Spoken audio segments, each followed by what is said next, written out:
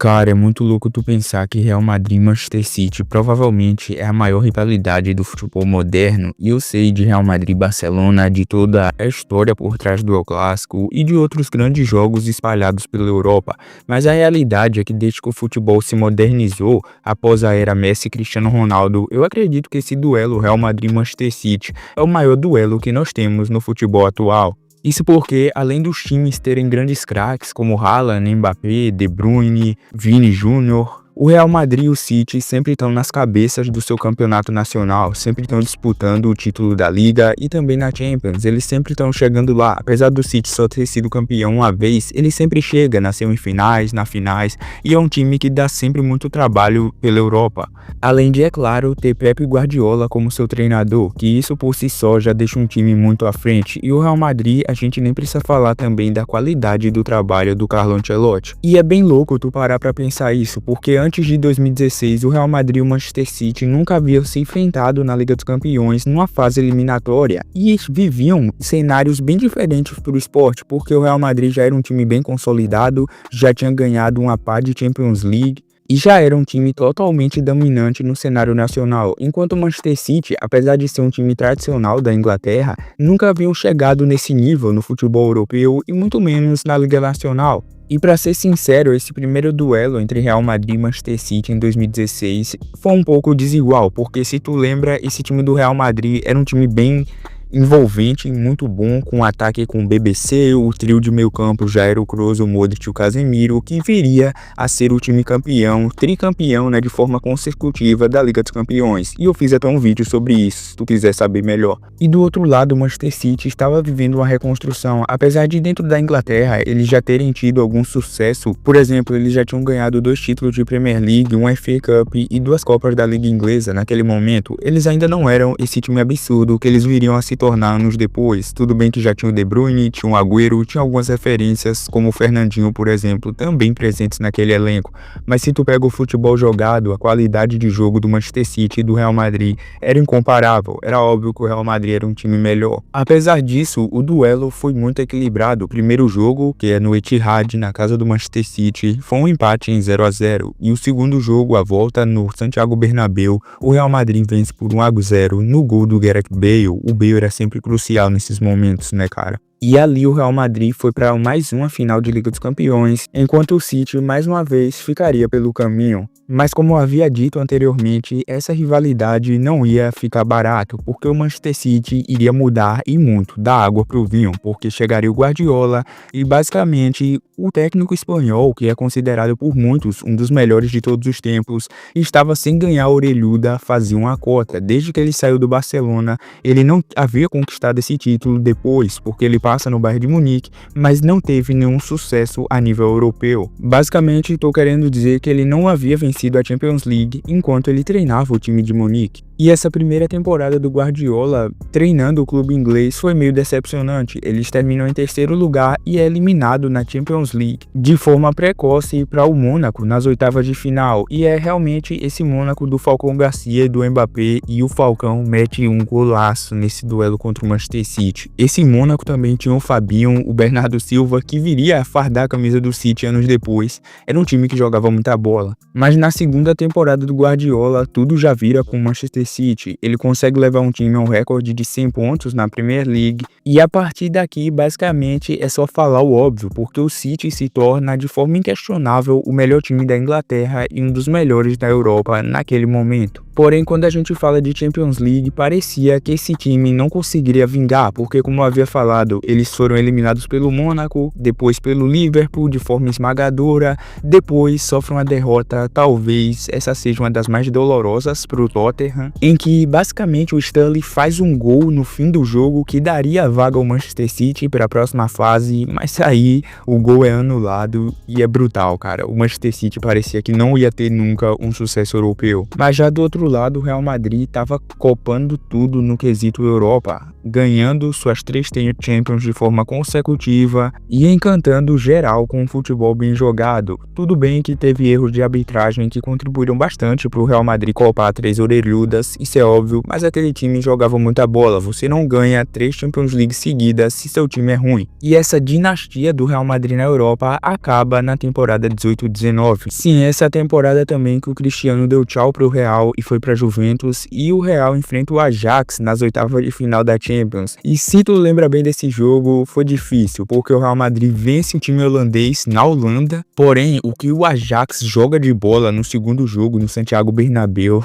é brincadeira, pô. 4-1 no Real Madrid, o Real tem um jogador expulso também, tudo bem que já foi no fim do jogo a expulsão do Nacho, e é um baile do Ajax, é um baile de bola desse time do Ajax, do Erik ten Hag, que ia fracassar nos depois do Manchester United, mas era um time muito bom do Ajax, muito entrosado, e que a maioria, curiosamente, a maioria desses jogadores que a gente esperava muito não vingaram futuramente. Porém, já faziam parte desse time do Real Madrid alguns jogadores promissores, que no futuro iriam estourar como os craques do time, como o Vinícius Júnior e o Rodrigo, além do Valverde. E quase 5 anos depois, em 2020, o City enfrenta o Real Madrid sob condições bem diferentes, porque dessa vez o City era o time melhor, muito bem mais encorpado, e o Real Madrid não vivia a sua melhor fase. Eu iria até falar que o Real Madrid não vivia a sua melhor fase no âmbito europeu, mas se tu pega também o Campeonato Espanhol, o time não estava bem, não estava entrosado da melhor forma. E essa Champions também foi aquela Champions, Super Champions, né, de forma diversa, que o PSG chega na final.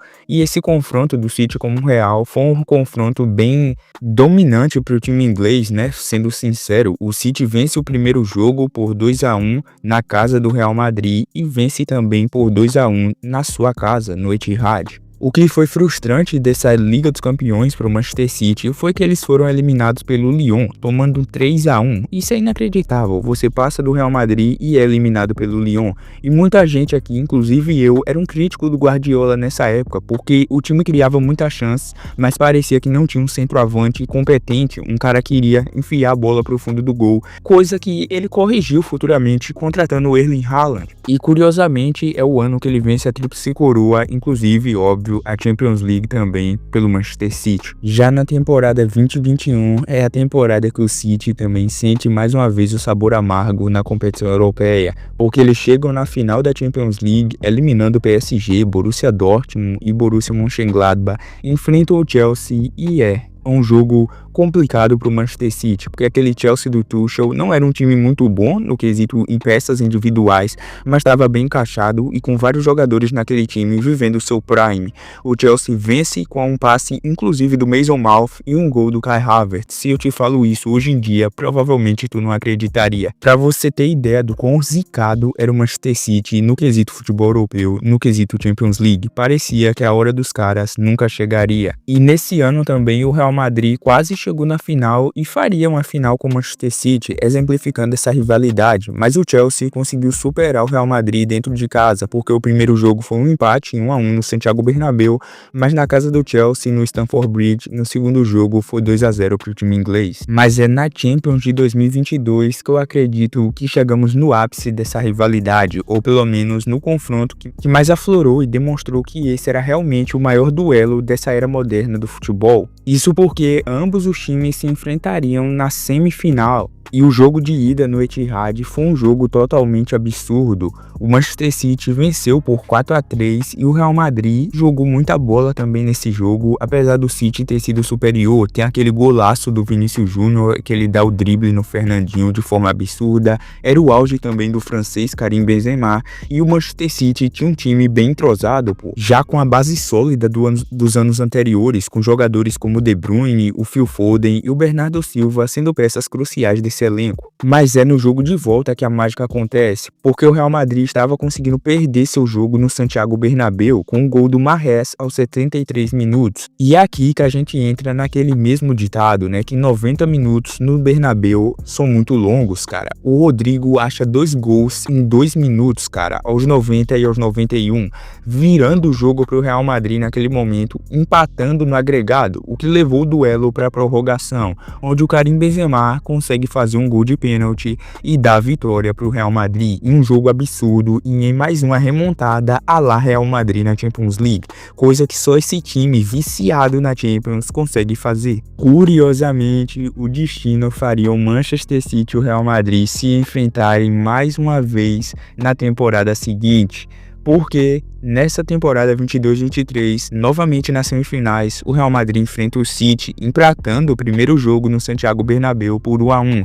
E o segundo jogo no Etihad, aqui o City fala, mano, já deu Real Madrid, é minha hora de brilhar na Europa, porque o City no Etihad mete um sonoro 4-0 no Real Madrid, vencendo o duelo no agregado por 5-1 e provando de uma vez por todas que tinha chegado o momento do City ser campeão europeu. Na final eles enfrentam a Inter de Milão e que foi um jogo bem parelho e que poderia ter dado o time italiano, porém deu Manchester City e finalmente o time inglês conseguiu ser campeão da Champions League. Vale destacar também que a diferença dessa temporada para as outras que o City fracassou na Champions é que nessa eles tinham um centroavante, o tal de um norueguês Haaland, que estava vivendo uma das melhores fases da sua carreira e metendo gol em tudo que era jogo. Novamente, de forma curiosa, na temporada 23-24, o Real Madrid enfrenta o Manchester City de novo nas fases eliminatórias da Champions, nas quartas de final, em que o primeiro jogo no Santiago Bernabéu termina empatado por 3-3. E diga-se de passagem, foi um jogaço, cara. Quem assistiu esse jogo sabe do que eu tô falando. O City dominava, mas o Real Madrid nos contra-ataques jogava muito bem e achava seus gols. Foi um jogo absurdo, foi um espetáculo de futebol esse jogo da ida. E no jogo da volta, o Real abre o placar muito cedo com o Rodrigo numa assistência do Vinícius Júnior. Não é bem assistência, né, mas o Vini faz a jogada porque o Rodrigo faz o gol de rebote e o De Bruyne aos 76 marca o gol para o Manchester City, empatando o jogo e levando para os pênaltis. E nos pênaltis o Real Madrid supera o time inglês. Depois do City, o Real pegaria o Bayern na semis, passaria também do time alemão e na final enfrentaria outro time alemão, dessa vez o Borussia Dortmund, e também venceria aquela final, mais um título de Champions League que iria ao Real Madrid e mais uma vez eles superariam o time inglês Manchester City. E nessa temporada, né, 24-25, eu nem preciso falar, porque o primeiro jogo é uma virada histórica do Real Madrid na Liga dos Campeões contra o Manchester City por 3-2 em pleno Etihad, um jogo que o Real Madrid estava perdendo e consegue virar o jogo. Pra tu ter ideia, o Real Madrid estava perdendo até os 35 minutos do segundo tempo, quando eles acham 2 gols em 10 minutos com o Brahim Dias e o Jude Bellingham, e basicamente vence o primeiro confronto da ida na casa do City. No segundo jogo é 3-1 pro Real Madrid, hat-trick do Mbappé, quem assistiu sabe que o francês jogou muita bola.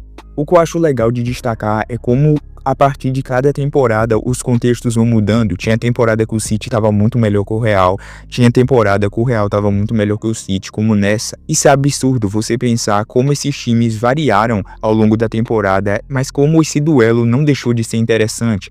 Dois times com duas propostas de jogos diferentes, com duas filosofias de como montar elencos de forma diferente e que ainda assim dão um espetáculo ano após ano. O que eu quero dizer aqui é que Real Madrid e Manchester City não é de forma alguma o maior jogo da história do futebol moderno, não é mais interessante que Real Madrid e Barcelona, mas é uma rivalidade que nasceu no futebol moderno e por conta do acaso, porque esses times se enfrentavam na Champions e porque eles eram, principalmente nesses últimos anos, as duas maiores forças do futebol europeu. Então, quando vocês têm dois times muito bons, a atenção sobre aquele jogo, a expectativa que você cria em ver as duas equipes é algo bem interessante. E querendo ou não, muitos torcedores do Barcelona têm uma afinidade maior com o Manchester City pelo estilo de jogar, pelo Pep Guardiola e porque alguns jogadores passaram por lá e pelo Barcelona, como por exemplo o Gundogan, o próprio Agüero também. Normalmente os torcedores do Barcelona sentem uma afinidade maior pelo Manchester City e só deles estarem jogando contra o Real Madrid também é como uma transferência de rivalidade, né?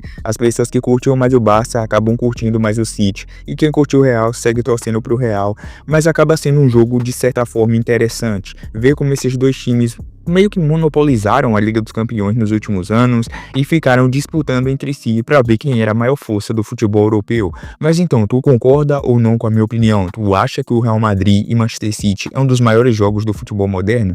Deixa aí nos comentários, ajuda com like e inscrição, porque isso conta muito pro canal.